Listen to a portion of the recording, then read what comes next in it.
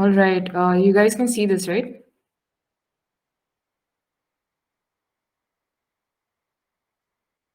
Oh, okay. So I'm supposed to, yeah, all right, okay. I'm trying to figure out how this is going to work.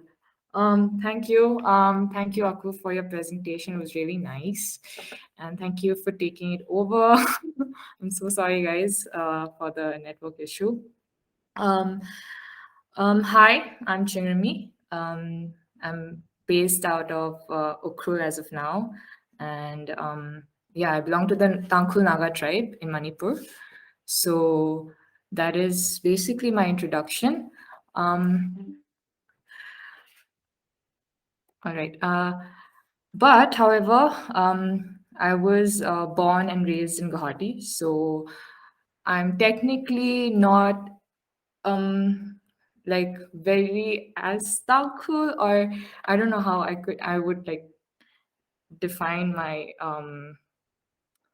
identity as such. But yeah, so I was born and raised in Assam, Guwahati, and I feel like it's very important for me to talk about myself, my personal journey, I would say, or story, because as an artist, it sort of we get an idea, we get a sense of idea of where our body of work comes from. So yeah, I was born and raised in Guwahati. However, I had a strong inclination to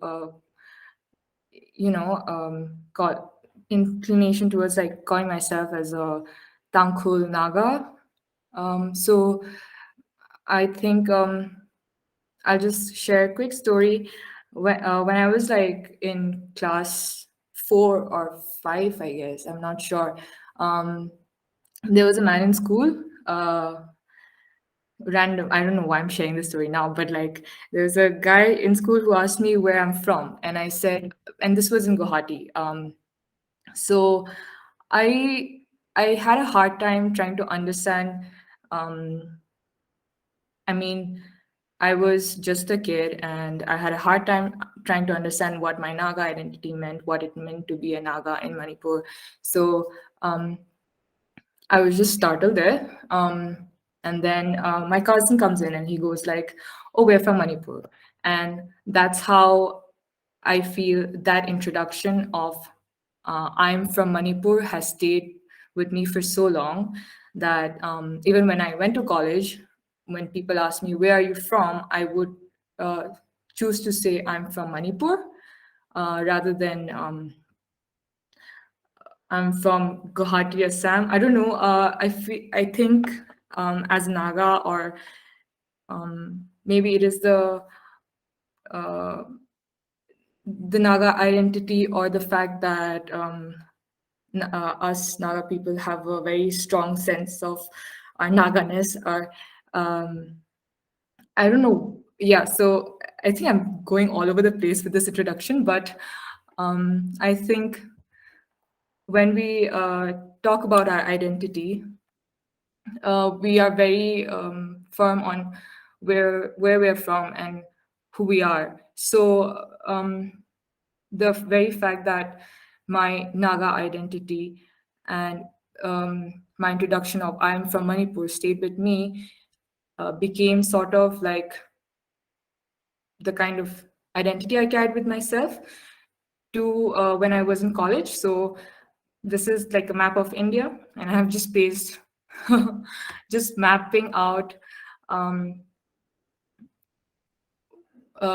mapping out my journey.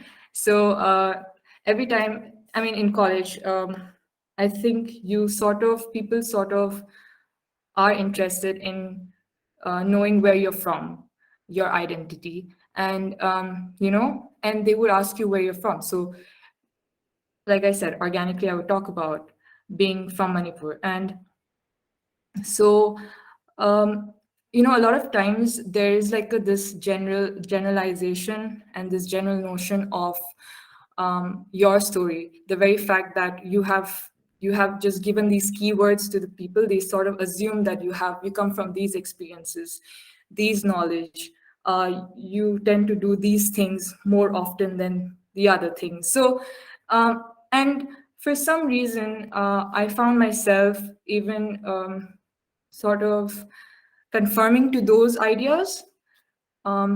So, and yeah, I just switched to the next slide.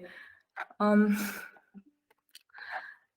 so here, this is where I think in the last year of my college, I had this sort of, this was a very slow, chaotic process where I sort of questioning, why do I find myself talking about experiences that do not belong to me? Um, for someone who was born and raised in Guwahati, why am I talking about the experiences of someone who is uh, born and raised in Manipur, right? Like, I remember having to talk about this is so embarrassing to even address because I remember talking about conflict, not having to experience that firsthand, but to talk about conflict, even though that's a very personal story to me and to my family, to a lot of my family members, but having to not having to speak on their behalf, in fact, felt, I don't know, it wasn't very authentic. It felt from, it was um, in a way, it felt like it fed the idea that um, it fed the idea and sort of confirmed to the stereotypes that they have of the region, right? So so this is what this was sort of like a journey of I wouldn't say as an artist because I hadn't really figured out anything at this point. Like this blank screen is probably the time when I was probably lying on my bed looking into the beast and just thinking uh, and um, yeah. So also I think coming from a very having like a diasporic experience, I feel that had like multitudes of influences on me as to how I perceive things, as to when I talk about things. And I feel it's so important for me to address this before I just go about with my work. So yeah, and when I talk about my work now, I think I would like to talk about it as sort of like a learning process for me. It's less of what I know, it's more of what I want to learn. And I think, um, yeah, I think that's how I would like to put it. Um, so it's more about looking back and reflecting and looking at what have I missed out on, uh, or what are the questions that I'm not asking yet. So yeah, um, so that being said, the past 2 years I've been in Ukrul uh, as a researcher and as a visual artist later. All right, I'll just go to my next slide. So these are the things that I've sort of like summed up to the sort of things that interest me, or sometimes sometimes I frame it as the themes that I'm interested in.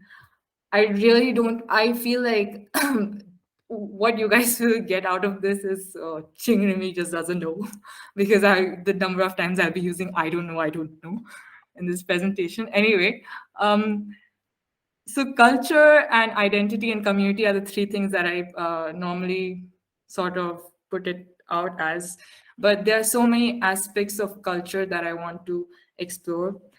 Identity that I find myself having troubles understanding with, community that I am starting to realize is beyond the designated borders, beyond the imaginary lines that we create for ourselves. So these are the these are, well, not the definite ones as of now, but these are something that I would like to put it down as this thing that I sort of work with. It's okay, never mind. I'll just move on to the next one. Yeah, a lot of questions like I've been asked, what do you do? And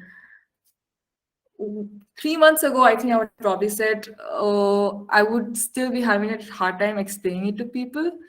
But yeah, the three things or the three mediums through which I sort of work with is what like is how I would put it. Currently, I'm doing textile research in Ukrul. Um, I think you maybe you have a vague idea that I'm interested in image making. I'm into photography, but this is something that I've recently, recent as like a year, um, that I have started exploring. And then there is this project that I'm working on, which is a magazine. It's called Ishi. I'll go on talking about them one by one. So yeah, these are the three things that I work with. Um, that I also find I am sort of passionate about working with. All right, next. Yeah. So I have been, this is for textiles. I have a textile design degree from National Institute of Design and National Institute of Design, Ahmedabad. And my interest with textile, obviously, because I have studied 3 4 years, I would have like a natural inclination to wanting to work with it.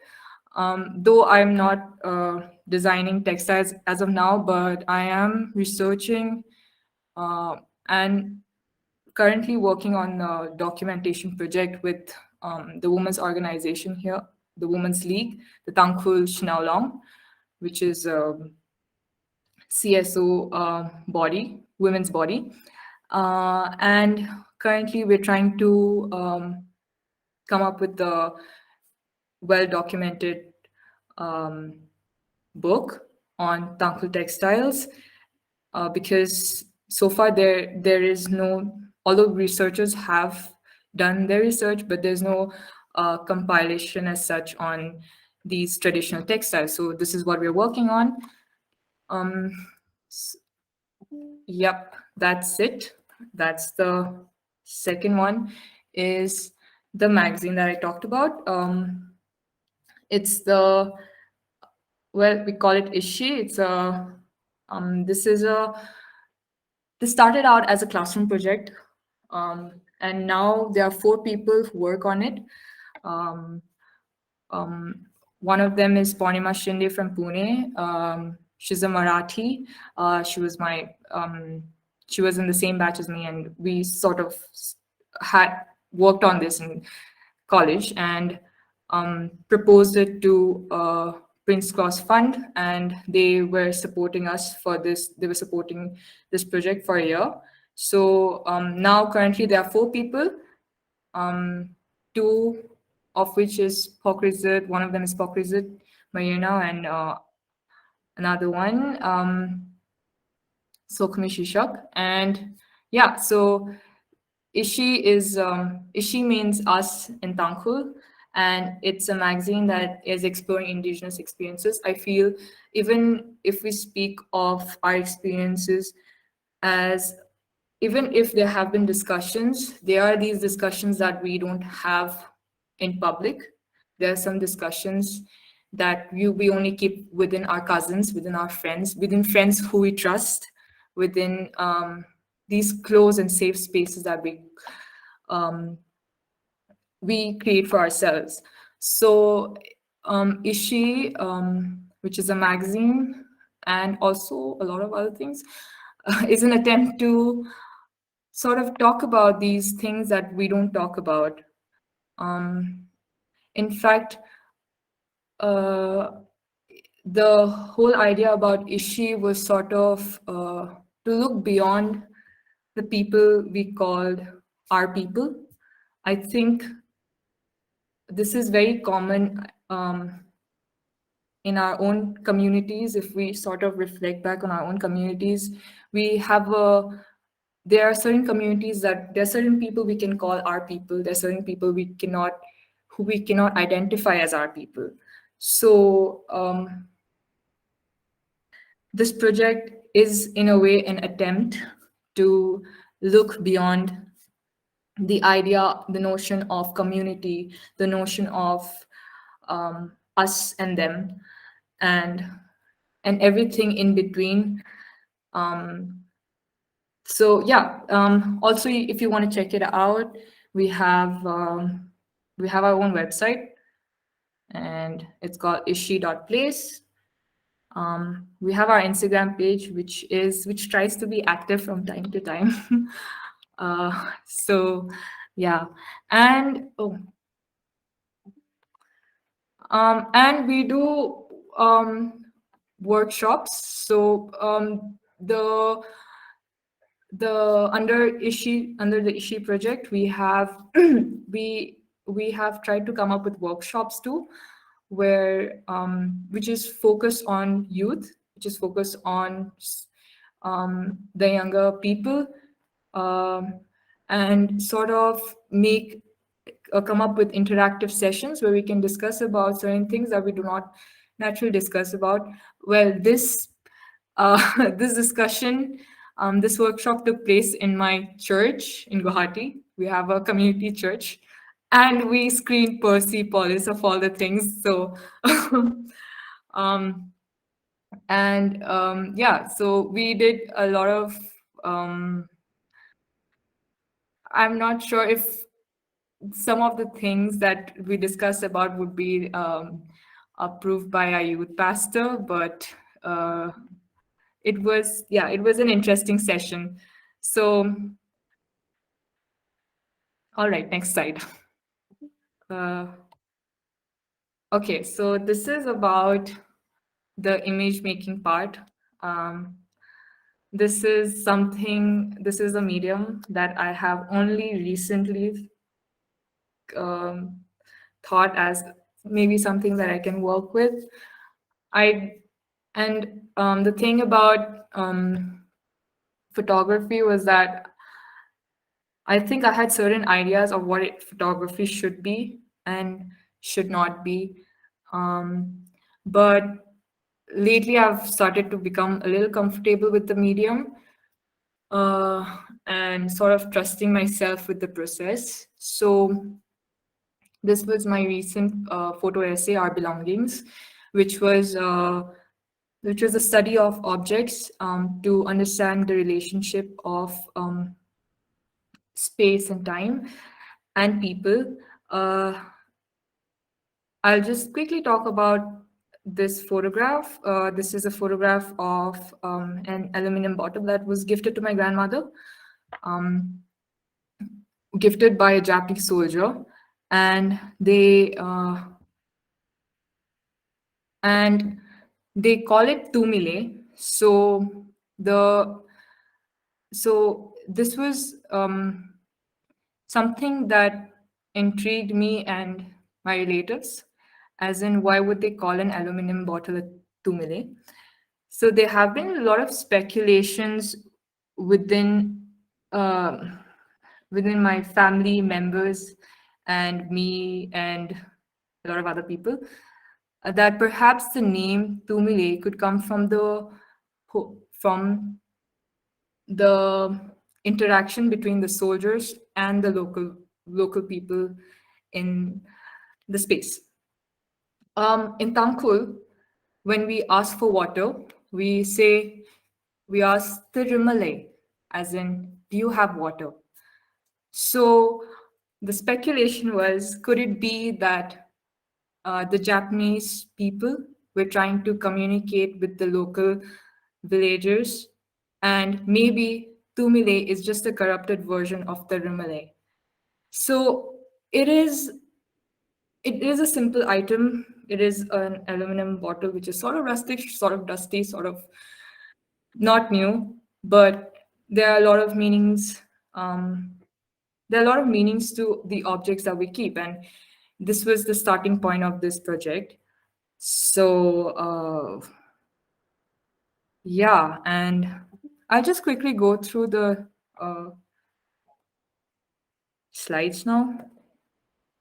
This is a family. These are my neighbors actually. um, yeah. So the prompt was, can you hold items that you use on an everyday basis? Can you uh, and And so the father came up with the Bible, the mother came up with an induction stove, and the daughter came up with the dome's stationary set, and the son came up with um, a football. So, like, this was sort of an collaborative, interactive photo essay that I sort of worked on. And yeah, this is a buffalo skull that was that has been kept as a memento, uh, and this is the Tangkhul indigenous instrument Tintela, which has different regional names, um, which I cannot remember at the moment. But yeah, so that's it. I know my I'm so sorry. My presentation was so hasty, and I think it comes from a place of uh, from a college hangover. I think I am still not over the phase of being a graduate and presenting my work to people. So it is a bit too chaotic. I'm so sorry. But yeah, that's it, guys. Thank you. All right, I'll stop. Okay. Uh, Thank you so much, Chingrimi, for this super comprehensive insight into your practice. I had to take 2 second breathers in between to just process all the different mediums, all the three mediums that you have talked about, or your tools of art making rather, which is textile research, image making, and the magazine. And all of this objectively seems so far with each other, far from each other, yet through your practice you form this connecting thread which brings these three disciplines together. So again, thank you so much for your presentation, and I would like to ask the group if they have some questions, some insights, conversations, so to say. If there is no one, I could go first. Good. Okay. Um, Chingrimi, it was moving. It was moving. Also, it kind of left me very very curious um, to think about somewhere you kind of drop the personalness, in your presentation when you switch to the slideshows, the image ishi, and the textiles. There was a shift in the tone, while you speak. um, and it left me thinking, what if we get more of the personal memories, more of the personal emotions, in your own process of living and working, um, finding roots, finding expressions. So number one, your own emotional processes that goes into the art practice, the research practices. Um, number two, of emotions of those people, with whom you engage through your research and creative works. So I am very curious on that front of the personal memories coming alive, or at least allowing us to get a glimpse of it, not a complete silence, or like a curtain over it. That's again my curiosity.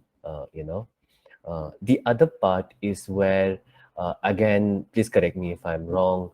Uh, I, I am with this understanding that um, there's a there's a huge culture or and practice of orality, in our context, however, in different degrees, from communities to communities.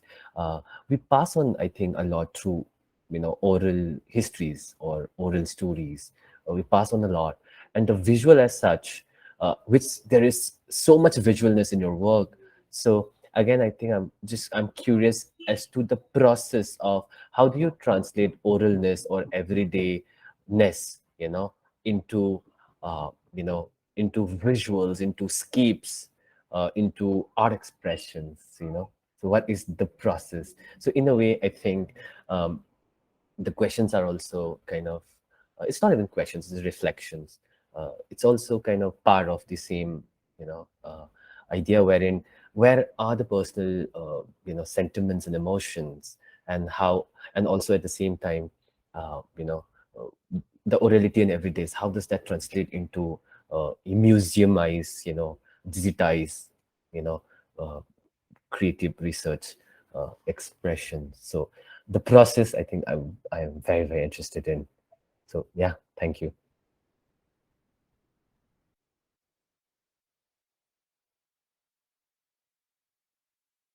Okay. So here's the thing. The topic, there is a lot of responsibility that comes with um, talking about my community, talking about someone's community. Uh, I know you said about oral narratives and the whole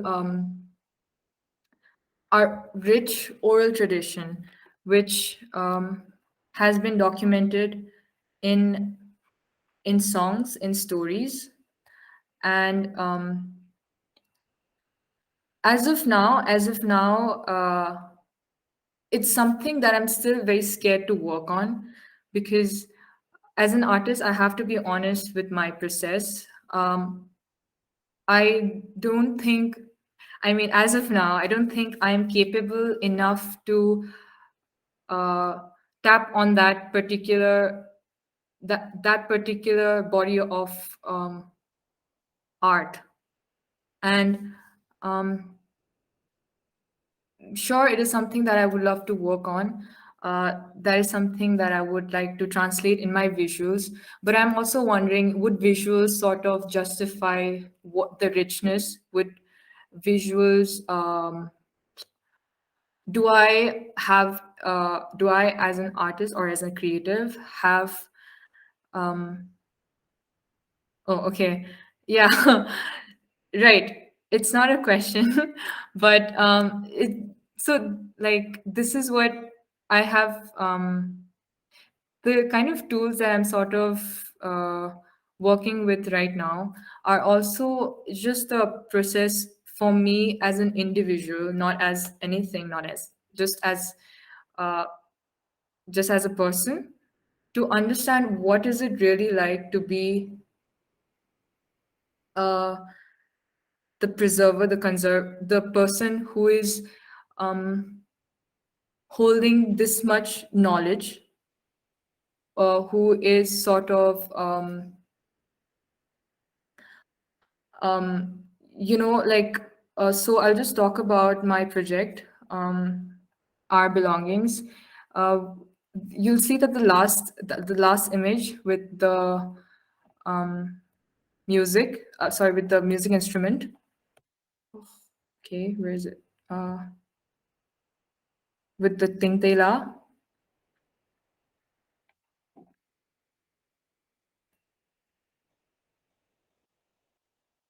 Okay, am I just right?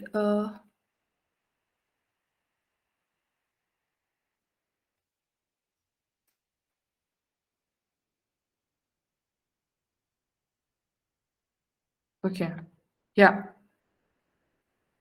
So this is um I'll just talk briefly about the people in this image and the instrument. So I came across these two men, two folk singers, um, playing the instrument, the tingtela, and And yeah, just had a friendly conversation with them, asked them if I could take their pictures. And they said, sure, go ahead. I said, and then I happened to also record some of their songs, the songs that they were playing at the time. And for me, uh, it was important to sort of um, not, not distort the authenticity, or I wouldn't say authenticity, but the way the the music was being made by them at that time. So what I did was I recorded the sounds that they played, and um, then made it part of my photo essay. Um, and the text here says, "Mangla makazang tingtela hina, itum mangla kazang amikumoli thangmei maya," which means a tingtela which doesn't have a soul is wiser than us uh, mortals, or us human beings. Um, and I think there's some sort of richness and profound, like, uh, wisdom in the way this man carried with this tool, and this is like a saying which he the folk singer might have heard it from an elder, has been passed down to him. And how do so like maybe this gets a little off track the way I say the things, but it is sort of extremely difficult. uh, it is sort of extremely like difficult for me to um, I mean, no amount or no body of work can really uh, justify or um, give it enough attention as it already is, So, uh, yeah, Kumam, I don't know if I answered your question, I mean, your reflection, but like, uh, but No, I mean it's just, over the weeks, I think. I just remember a conversation that I have with a very close friend who is a mental health yeah, practitioner, and she was telling me, David, you have a lot of secrets. You have a lot of guards, and I was like, yes, I do have guards, and it opens up slowly, and that's what right, our friendship is. That's what our relationship and sharing is. Give it time. It opens up. Let's not rush. So right, Chingrimi, I'm sure we're gonna speak more. We're gonna share more. I'm gonna learn so much from you about the Tangkhul right, Naga Krul. So I think let's give time. It will come out yeah, surely. Yeah, the yeah. process. Trust the process. Just a small sub note that I would like to make. I think two lines that I just caught out of Chingrimi's presentations were diasporic experiences, and then more importantly, imaginary lines within our region. And I think this is something that I don't know. It's a hopeful sentence, so to say. It's a utopic sentence that might not make so much sense realistically, but then it is something to look forward for. It is something worth living for.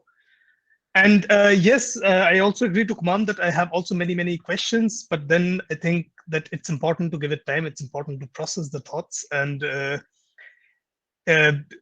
in time, along the next 2 months, along the next 2.5 months, I think we will have many such questions, many such conversations that will also help us to know each other better, and also to figure our own positionality in this socio-cultural landscape that could be Northeast as a whole, or smaller segregations of what means to be a practitioner in this region, what means to be a person who comes from communities, who comes from tribes, who comes from landscapes and hills, which belongs to the Northeast in as a greater whole. So yeah, I mean, I think it's already it's way more than I expected. I was thinking more like maybe 1 hour quick stuff, but it was quite interesting, quite uh, enjoyable. And yeah, I would like to give up the podium now for anyone else if they would like to make a small sub note. I think it was, thank you for that presentation, Chingrimi. Is that how you pronounce your name? Chingrimi. Yeah, Chingrimi. But I guess for convenience sake, I guess you can call me Ching. They're like, Okay, however you like to be called. Yeah, but I'd love to get your name right. Chingrimi. Yeah.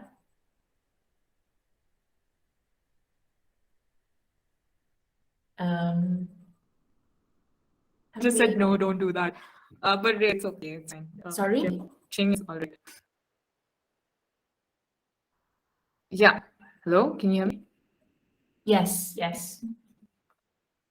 Yeah, it works just fine. No, thank you for that presentation. It was really comprehensive, as you know, Devdeep had said, and there was so much in it to think about. And I think it was so important. It was so nice for you to, you know, to be so genuine in how you talk about, you know, your identity, understanding community, and also going, you know, living in another state, going back, going to Manipur, and then trying to figure out where you are. And I think what's important is that, you know, just letting be in the process of constantly trying to figure out stuff. And it's really interesting, the images that you work with. I do love you're putting a clown as your identity, because I studied like clowning, and you know, as my training, you know, and I think, yeah, I think how you, because these are such, you know, terms that for me as well, coming back to Meghalaya, coming back to the Northeast, these are terms that we constantly engage with, that we constantly think about, and they may not, they make sense to us in so many different ways. So your work is really interesting, and I don't think you should apologize for, you know, thinking it's chaotic or that you didn't prepare enough. It's okay. You know, you are truthful and honest to who you are at the moment. And I think that's what we need to do, and keep discovering along the way. So, yeah. Just on that small note, I think I would just like to take out this word that you used for to present your practice, which was hasty, and I think quite the opposite. I think it was super anti-design aesthetics, sort of. You know, it was really great. It was really great. So no reasons at all to apologize for it being chaotic. I really enjoyed it.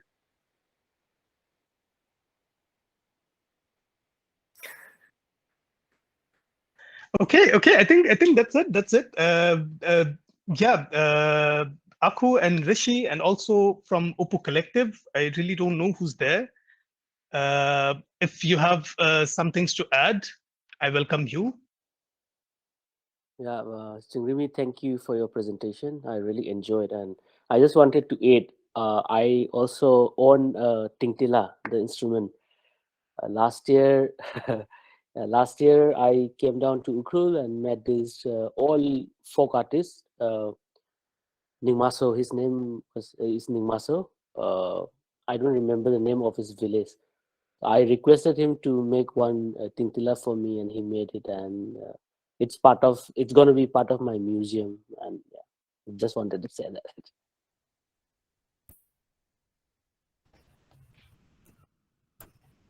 Yeah, I mean, yeah, it's a beautiful instrument. I think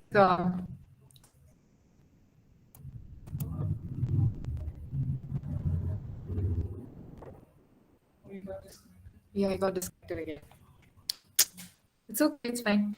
It's oh,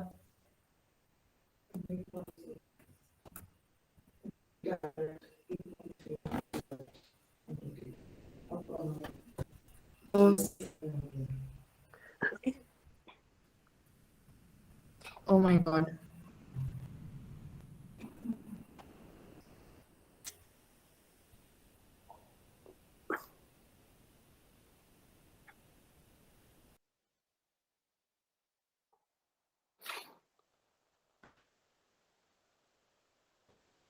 David, are we close to closing it? Yes, yes. Actually, we can stop. I mean, Yeah, yeah. I'm okay. And no worries. And yes, so for the next, just a quick note that I will be making a roundup of these presentations of today's sessions, and I'll be sending you emails following, just to have a follow up. And then we can collectively decide on the WhatsApp group or over email for the next presentation, where I would also ask again 2 of the practitioners to present their practice, and we take it on from there. Easy stuff. Perfect. All right. All right. See you And, guys. Yeah.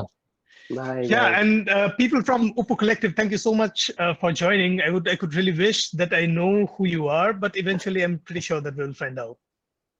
Yeah, definitely, yeah, sure. We'll meet up sometime. All right, people. Have a nice, beautiful evening, good food, and we see each other soon. Yes. Thank you. Take care. Bye, Bye. guys. Thank you, all of you. Bye. Thanks. Bye.